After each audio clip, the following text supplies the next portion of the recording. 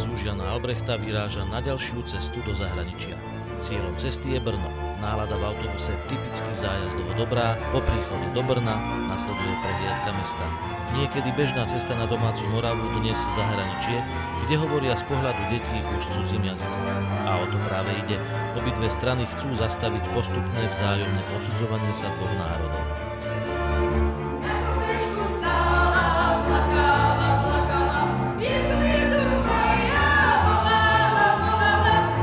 Brna a Bratislavy symbolizuje riaditeľka hosťujúcej školy. Je Slovenka a šéfuje tretej najstaršej škole v Česku, ktorú pred 130 rokmi založil Leoš Janáček. Doufám, že tento začátek bude jenom takovým skutečně prvním krokem mezihraniční spolupráce se základní uměleckou školou Jana Albrechta z Bratislavy. Po oficiálnom privítaní v češtine spustila riaditeľka čistú slovenčinu. Bolo to prvé stretnutie, určite však nie posledné.